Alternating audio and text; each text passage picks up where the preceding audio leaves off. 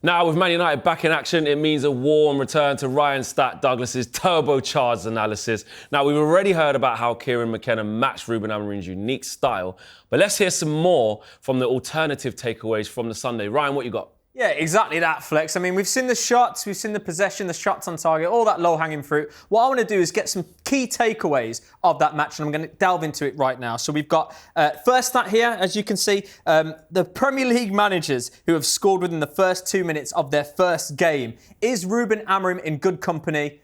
Well, I'll let you guys be the judge of that. It's David Moyes in March 2002. I was going to say someone that we know well. He wasn't here long enough to know him that well, but we all know who he is.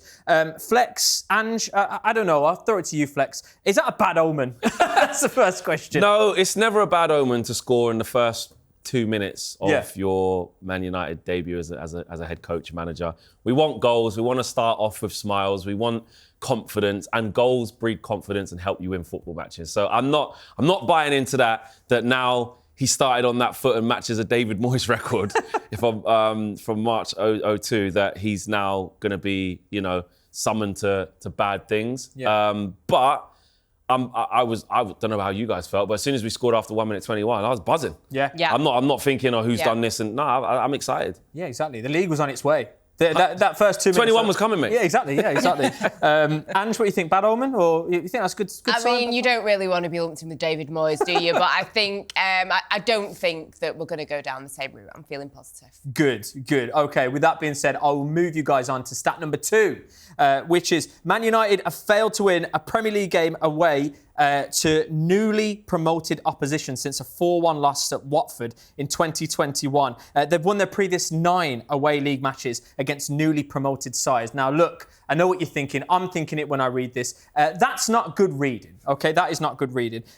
Should this game have been an easy start for Amorim, with that being said, Ange? What do you think? Yeah, I mean, you look at it on paper, you look at how Ipswich have been performing, you would think that United would have been able to have got a win. So it was disappointing at times, but, there were other positives to take away from it. But when you look at Man United over the last couple of seasons, it has been those teams lower down the league where we struggled. We've ended up getting good results at times against some of the bigger names. And it's those games where maybe, I don't know, like the concentration, the focus isn't there. It's not deemed as big of a game. So maybe it has some kind of effect. I'm not too sure. But yeah, it's a frustrating one that I hope maybe, we can turn that around. Yeah. Well, Flex, do you think we had enough to win this game? Should we have won it? With the way how the game panned out, I don't think we deserved to win. I think we could have ended up losing, really, if it wasn't for Onana, if we're being honest. Yeah. But it's just that a lot of those big chances kind of came when they were a goal down. So that would have made it 1-1, if you get what I mean. But I feel like we have to take into context that Ipswich Town have been with Kieran McKenna a long time. Yes, on paper, Man United are supposed to beat Ipswich Town, but listen, they've given everybody a good game. They're just coming off the back of going to Spurs and winning. Aston Villa played there. They got a 2-2 draw. That first half they had against Liverpool had Arne Slot scratching his head, having to bring off Jarell Quansah because they needed something different. And obviously Liverpool are a better team than us. So I think you have to give credit to Ipswich Town. They performed really well, and they're better coached than us. They've got better habits than us. It's just that we've got better individuals, hence why we're a bit higher up the league than them. But in terms of how they operate as a team, we can take some things from them where we want to see that in our team. And Ruben Amorim knows that. So I was disappointed, but I still understand the process of where we're at and how patient we have to be, which is what Amorim's been talking about. Yeah, and I agree with you. McKenna, Ipswich, they've had longer to form that connection, haven't they? Exactly. So I completely agree with you. Let's move on to the next stat here, and it's not all going to be doom and gloom. However, though, Ipswich avoided defeat for the first time in a long time after going 1-0 down at home. That was since May 2001. May 2001, so it's another unwanted record here. There is stats that we can get into, that we have got into, but Ange, why do you think they took their foot off the gas, Manchester United? How do you summarise that from your perspective? It was a frustrating one. I mean, I know that Ruben Amorim has spoken about how, the players were maybe a little bit confused. I think that, and this is no disrespect to him, I think he asked a lot of them for players to be playing in positions that they're not comfortable in. We could see, a style of play. We could see what he was trying to do. And I think at the end of the day, you don't want to try and use it as an excuse, but, you've got 2 training sessions, you've had so much change, you have got players playing where they're not comfortable. I think it was just a case of so many different things going on, they just couldn't quite execute. Yeah, exactly. I agree. Yeah, Flex, you agree with that? What do you think Ruben Amorim needs to develop how to finish teams off? He does, but it's about the players getting comfortable with the system. Like, he was so spot on by saying that I was looking at them, they didn't know where to be. And that clip that Jamie Carragher sort of highlights is a perfect example of Casemiro literally saying, boss, do I go there? Are you sure? And he's not comfortable being that high because Casemiro for over a decade has sat in front of a back four with protection, with solidarity, with being compact. He doesn't go chasing after people high up. So he is going to go, I'm leaving a big gap here. You sure, boss? So I would much rather Ruben Amorim do this and be honest and say, we will suffer. Yeah. We will suffer. We've got some big away games coming and we're not going to be ready. We will suffer, but start on the front foot with how you mean to go on. Instill the principles in the team. And if players are uncomfortable with it, so be it. But also, that's not the team that we want to see week in, week out, or he wants to have week in. Johnny Evans is going to be playing left centre-back. No. Casemiro's going to be playing with Eriksen. Ahmad's probably not going to be right back. Mazraoui's not going to be right wing back. Luke Shaw's not going to be on the bench all the time.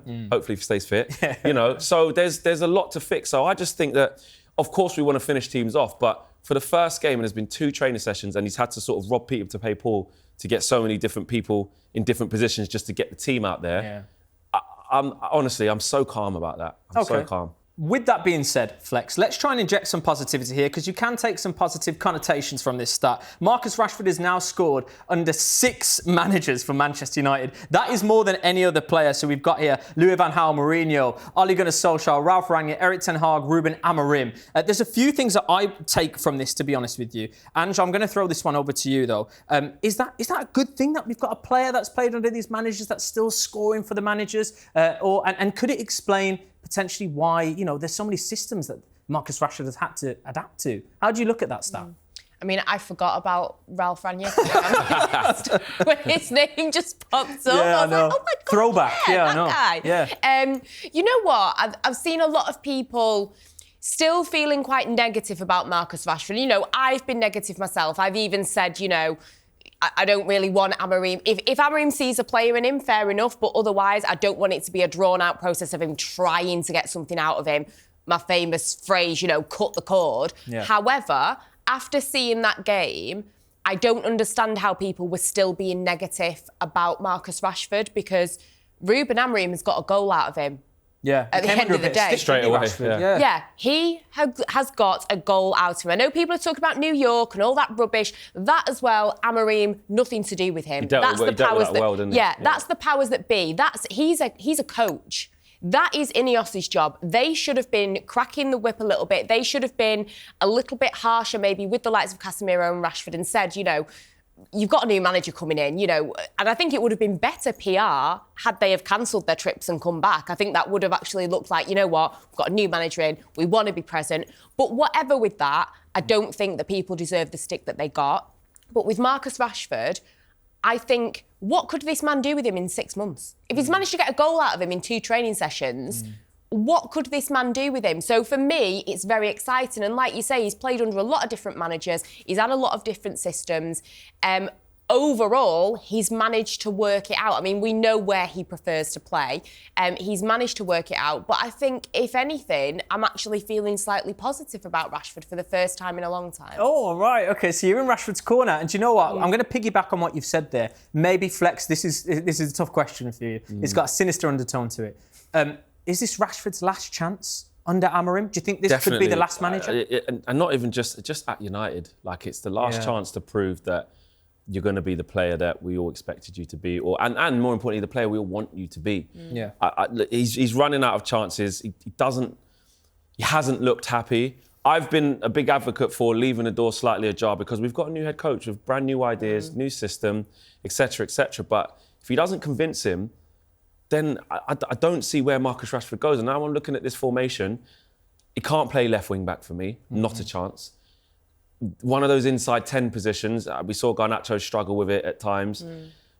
we have to wait and see, but not for me, for Marcus Rashford. I did say that I think the best place for him to play in this formation would be up front, so I wasn't shocked that Ruben Amorim put him up there. But I don't know.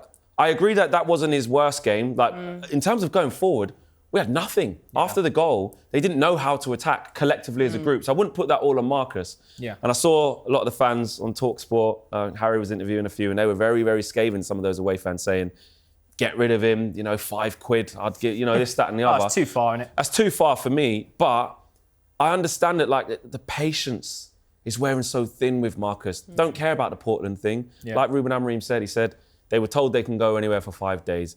He basically said, I wouldn't have told him that. So that's not going to happen again. Yeah. But he dealt with that well, couldn't care less. But on the pitch, we're just not seeing it, Ryan. And the door's ajar for me, though. Let's let the season pan out. But I don't know, I'm not too sure, mate.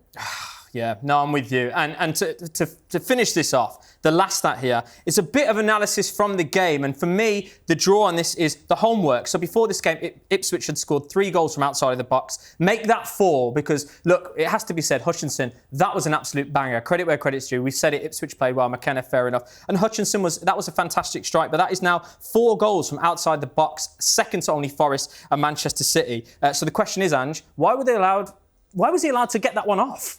That's it, isn't it? You know, you make those kinds of mistakes, you're going to get punished. And you would like to think that that is something that they were aware of. I think it's just a case of, again, like I said, these players were probably not as focused as they normally would be because they had a lot of other things going on. Not to criticise Amorim for, you know, starting with the formation that he did that's maybe confused them a little bit. But yeah, it was frustrating to see that, and it's something that I would like to think from the character that we've seen so far, this is somebody who is going to be aware of those situations, and slowly but surely we will get it where the defenders are doing the work that they're supposed to be doing and being aware of things like that and stopping it from happening. Okay, and there you have it, your one-stop shop to all of the stats and the takeaways from Manchester United and Ipswich.